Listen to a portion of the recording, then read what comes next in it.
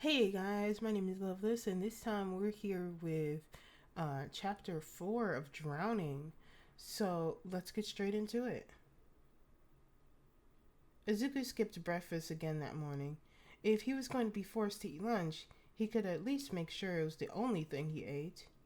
Of course, that notion didn't last long. As soon as he walked into the classroom, he was nearly hit in the face with an apple. He managed to catch it just before it gave him a black eye. He stared at it in shock for a few moments before looking up to see where it came from. Sitting in the front was an agitated looking Bakugo. Kachan? He hesitantly asked. Eat it, the blonde simply said. Izuku shook his head, still confused at what was happening. But I don't. Izuku threw his head back and groaned. Just eat the fucking apple. Izuku was about to refuse again, but Bakugo cut him off with a surprised shift in character. Please, just eat it. He blinked at the blonde for a few seconds, unsure if he had really heard him correctly. And nobody jumped out from behind a bush and shouting, "Psych!" He quietly took a bite of the apple. Bakugo said nothing, but looked almost proud. Izuku couldn't place the look. It was something he hadn't seen from the blonde. Take your seats, Aizawa drawled tiredly from the front of the room, snapping Izuku out of his thoughts. When lunch rolled around, Izuku had crossed his fingers that Bakugo either forgot about what he said the previous night or had been pulling a bluff. But, of course, Izuku has always had the worst luck. Come on, nerd, the blonde instructed, nodding his head towards the door. Izuku let out a disappointed sigh, but followed him anyway. There wasn't much he could do. Bakugo led him through the halls and into the cafeteria. Going over the table he usually sat with his friends, Kaminari was the only one sitting, a plate of pizza in front of him. Sit, the blonde said with Izuku, who complied with a huff. Stay. He turned to Kaminari. Make sure he doesn't go anywhere. I'm not a dog, Izuku snapped at his childhood friend.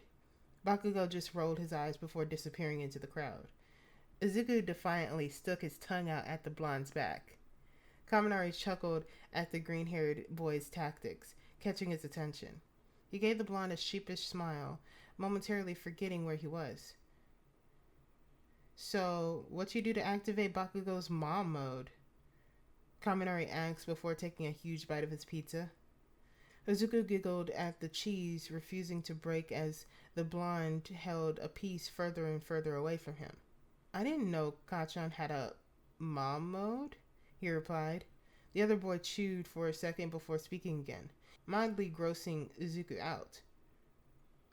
Oh, yeah, he gets all protective and caring whenever one of the squad members isn't taking care of themselves. He says that if we can't do it ourselves, he'll just have to do it.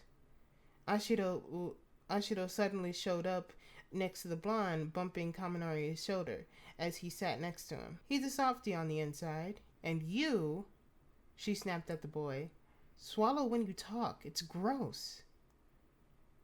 Kaminari stuck his tongue out, chewed up food nearly falling out his mouth. Ew! The pink-haired girl cried, pushing the blonde away by hitting his chest. Kaminari laughed as Sero sat next to Izuku. Dense, dude, it is gross. The raven-haired boy chuckled at Izuku, who had jumped slightly when he sat down. Sorry, he apologized with a sweet smile. Izuku smiled back, shaking his head. It's okay. Just surprise me is all. Hey, Midoriya! Kirishima exclaimed as he sat on Kaminari's other side. You're sitting with us today? Izuku simply nodded while Kaminari took over the explanations. He activated Bakugo's mom mode. The entire table cringed at Kaminari's words. Damn, that's rough, Sero said, patting Izuku's shoulder. What? Why? He asked, looking over to them with a slight panic. Ashido shook her head. You'll never know peace until he deems you fit to take care of yourself again. That placed a large frown on Izuku's face. He wasn't sure if that would ever happen, and he couldn't fool Bakugo as easily as everyone else. Kirishima groaned. Yeah, I remember a few months ago when I pushed myself too hard in training and he basically glued to my side for a week. He insisted on walking me back to my dorms so I wouldn't sneak back to the gym. Ashido reached across the table and patted Izuku's head. It's not really as terrible as we're making it sound. We can kind of be dramatic. She stage whispered the last part, making Kirishima and Kaminari loudly gasp at her. Izuku laughed quietly at their antics. Besides, she continued with a broad smile, we all help you figure your shit out. You're an honorary member of the squad now. Midori bro! Kirishima exclaimed. Yes, we've adopted another one. Kaminari nearly shouted, getting shushed by Ashido. Sarah bumped Izuku's shoulder, grabbing his attention. Welcome to the chaos. Izuku smiled softly at him, whispering a small thanks, before turning back and the three fighting teens in front of him. All of you shut up, Bakugo snapped as he finally came back to the table. He took the other seats next to Izuku, sliding the tray in front of him. There was a small bowl of chicken noodle soup, a breadstick, and a carton of milk. Oh, he has the soup, Kaminari mumbled, making the rest of the table go quiet. Izuku looked up at them confused, then to Bakugo, but the blonde didn't explain.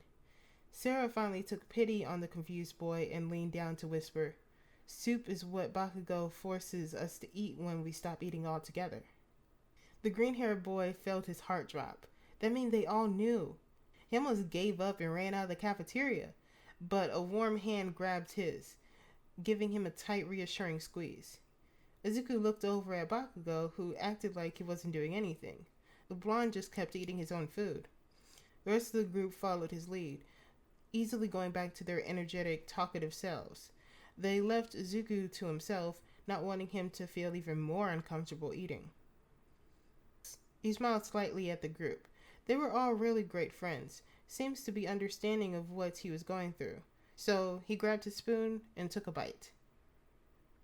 Yay! I did it! Woohoo! Yay! Okay, I'm done. I love to celebrate after the end of getting to the end of a video. It's awesome. Okay, so since we got that done, I love how this is going. It's like Bakugo's mom mode. Love it. But if you want to see more of this, you know what to do.